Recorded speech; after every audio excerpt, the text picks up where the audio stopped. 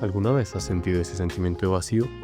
Ese que te hace pensar que no tienes un motivo, que te desalienta ante cualquier circunstancia y te impide siquiera intentar salir de esa situación tan desmoralizante. El sentir que tu vida no tiene un rumbo fijo y solo estás ahí. No estás muerto, pero tampoco estás viviendo realmente. Solo te estás dejando arrastrar por las corrientes de la vida. Normalmente las películas nos muestran lo contrario, protagonistas que no evolucionan, se mantienen de iguales de inicio a fin y su desarrollo es pobre o casi nulo, solucionando todo con el típico creer en ti mismo hará todo. Pues esta historia es diferente. Esta historia muestra lo que narra al inicio, una realidad poco explorada que vivió por muchos años el teniente Dan Taylor, del cual hablaré hoy. Uno de los personajes más entrañables de una de las películas mejor aclamadas tanto por la crítica como por el público, Forrest Gump. La primera vez que lo vemos en pantalla se nos presenta como una persona altamente confiada, segura de sí misma y con un gran aire de superioridad. También con grandes tintes de un sarcasmo ácido que lo caracterizarían durante toda la cinta, como por ejemplo está cuando se burla de Bubba por tener los labios muy grandes, o de su personalidad parecida con Forrest al ser mejores amigos. Durante toda la escena introductoria, Dan habla sobre cómo lo más importante y lo que diferencia a un soldado vivo de uno muerto es el mantener los pies secos y bien cuidados. Claro, foreshadowing hacia lo que seguirá en su historia. Díganme. Aprendan de los que llevan tiempo aquí y no les pasará nada. Solo hay un par de prendas que pueden marcar la diferencia entre un soldado vivo y un fiambre. Calcetines. Suelas acolchonadas de verde reglamentario. Mantengan los pies secos. Cuando patrullemos recuerden cambiarse los calcetines cada vez que paremos. El mecón les devorará los pies hasta las piernas. El camino de la guerra llevaría a todo el cuarto pelotón por una travesía debajo de una lluvia intensa, que no pararía hasta que nuestros personajes se vieran cara a cara con la batalla decisiva para su desarrollo. En el fuego del combate, el teniente sería alcanzado por un ataque enemigo, dejando sus piernas en un estado tan deplorable que no podría escapar de aquella masacre por su cuenta. Con esta condición, y más decidido que nunca, pide un ataque aéreo napalm a su base, sacrificándose a sí mismo con tal de acabar con el ejército enemigo. Esta idea se vería frustrada gracias a Forrest, del cual estaría ayudando a cada soldado que viera, llevándolos a un lugar seguro lejos del conflicto. Mientras este era llevado, gritaba desesperadamente que le dejaran ahí, y así, viendo cómo Forrest le salvó la vida, es como Dan es finalmente rescatado por helicópteros estadounidenses. Pero la pregunta de aquí es, ¿por qué Dan se negaba tan violentamente a ser salvado? Esto se explica con una escena previa al conflicto, donde nos narran cómo había una turbia tradición donde en todas las guerras un familiar suyo había luchado y muerto por el país, por lo que él había adoptado una postura de ser el siguiente en esta tradición.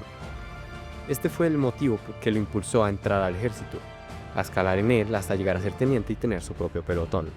Volviendo al presente, Dan está postrado en una cama, con nulas razones para vivir. La reciente amputación de sus piernas fue la gota que derramó el vaso para él. Lo había perdido todo a sus ojos y no se sentía capaz de nada. Ya no podía ni ir al baño solo debido a la cirugía de amputación.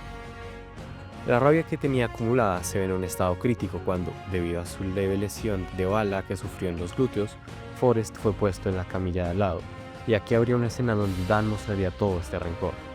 Oye, escúchame bien. Todos tenemos un destino. No pasa nada porque si todo es parte de un plan. Y yo debí morir junto a mis hombres, pero ahora no soy más que un maldito inválido, un cojo espantoso. Mírame. ¿Te das cuenta?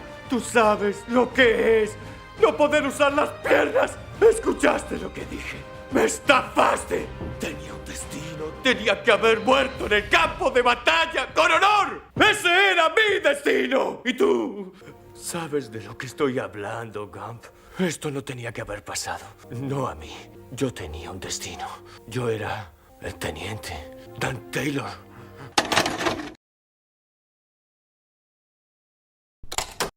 Pasan 4 años desde la última vez que vimos al teniente. Cuando aparece se nota de forma clara el cambio que ha tenido en estos últimos años, descuidando su apariencia física, dejándose el pelo largo y desaliñado y con el vello facial sin afeitar. Se muestra ante Forrest después del show The Dick Cavett Show, esperándole fuera del lugar de grabación, donde le recrimina a Forrest por haber recibido la medalla de honor del Congreso, ya que, a sus ojos, una persona tan tonta como él no merecía un reconocimiento tan grande, mientras que él no recibió nada de parte del gobierno aparte de un subsidio del cual vive. A ti te la dieron. A un imbécil. A un bruto que sale en la televisión. Y solamente pasa vergüenzas enfrente de toda la maldita nación. La medalla de honor del Congreso. Luego de esto, ya en la habitación del hotel que paga Dan, nos muestran el profundo resentimiento que tiene en contra del estado en que quedó después de la guerra, incluso hablando mal de la gente que le intenta impulsar a seguir adelante. Y mientras él habla todo esto, busca desesperadamente dentro de varias botellas vacías alguna gota para poder saciar su necesidad de alcohol.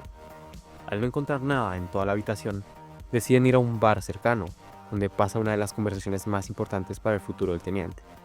Forrest le cuenta de su promesa a Uva de tener junto a él un barco camaronero, cosa que al teniente le da una gracia irónica, por lo que, con sarcasmo, decide prometerle que el día que Forrest se vuelva capitán del barco, él se convertiría en su primer oficial. ¡Oigan! ¡Escuchen esto! El soldado Gump será el capitán de un barco camaronero.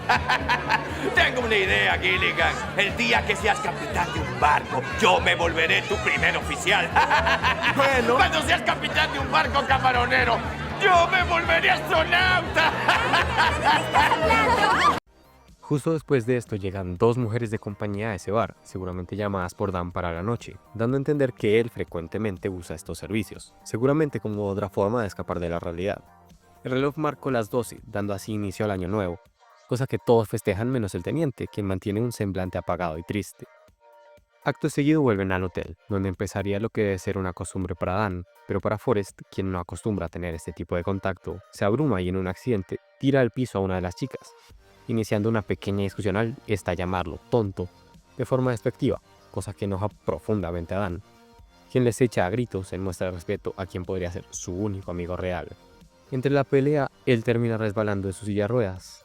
Aquí se ve cómo este ha mejorado su condición y es capaz de subir de nuevo a ella, por sí solo, también mostrando una faceta de su personalidad la cual le hace no querer la ayuda de nadie más.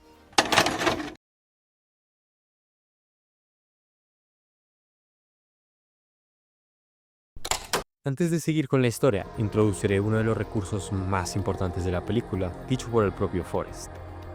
Hay que dejar el pasado atrás antes de seguir adelante, y creo que por eso es que corrí tanto. En el desarrollo del teniente, este recurso es importante, ya que él no puede correr, por lo que metafóricamente no puede seguir adelante. Se hunde profundamente dentro de su depresión y pierde el valor de la vida, dejando que lo consuman todo tipo de vicios, que, muy lejos de ayudarle a mejorar, lo entierran más y lo drenan poco a poco todo lo que le queda.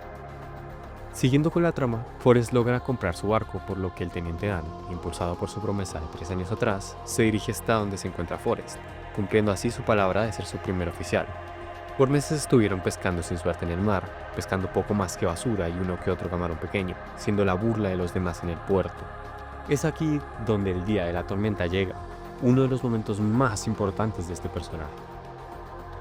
La tormenta llega luego de un agotador día de pesca, llena de grandes olas y un viento capaz de sacudir el barco con violencia. Aquí es donde vemos la mítica escena de Dan, colgado del mástil, aferrado con todas sus fuerzas al arnés que lo mantenía allí. Aquí es donde él sacaría todo el odio, la tristeza y la amargura que cargó todos estos años con fuertes gritos al cielo.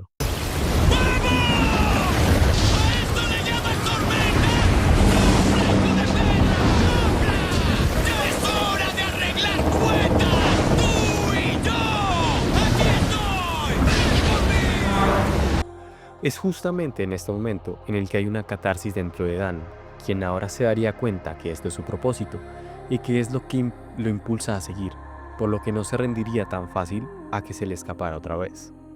No se permitiría no luchar por esto que lo hace feliz. Es un cierre del ciclo autodestructivo que tuvo. Aunque en palabras de Forrest, él hizo las paces con Dios, la escena demuestra que las paces las hizo consigo mismo, que consiguió un nuevo sentido de vida y que se aferraría a él con todas sus fuerzas. Una vez termina la tormenta y el barco empieza a tener una buena racha de pesca, se ve una hermosa escena donde nos muestran el cambio del teniente.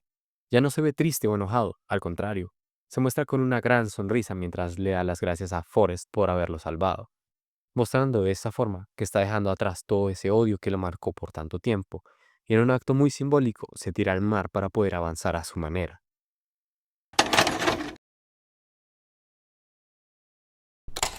Transcurren 7 años hasta que volvemos a ver a Dan. 7 años donde se nota a simple vista el cambio que ha hecho en su vida. Cuando vuelve a aparecer es en la boda de Forrest, que seguramente es la persona más importante para él. Lo hemos cambiado con un corte de pelo y sin bigote, con una sonrisa que demuestra el nuevo rumbo que cogió su vida y, lo más sorprendente, lo vemos caminando y con una esposa. Aquí se ve claramente cómo está casado con una mujer vietnamita, mostrando que dejó de ser un esclavo de su pasado y aunque no se devolvió astronauta como lo dijo a Foest que haría de forma irónica, sus piernas sí serían de una aleación de titanio, material usado para los transbordadores espaciales. Piernas que simbolizarían que por fin él logró seguir adelante, logró por fin librarse de todos los demonios del pasado y por fin lograr ser una mejor versión de sí mismo. Muchísimas gracias por llegar hasta el final del video. Ese apoyo me ayuda mucho y me impulsa a seguir con mi contenido. Si quieres que analice otro personaje, puedes escribir en los comentarios. Estaré leyendo sus recomendaciones. Sin nada más que decir, buenos días, buenas tardes o buenas noches, mis chicuelos.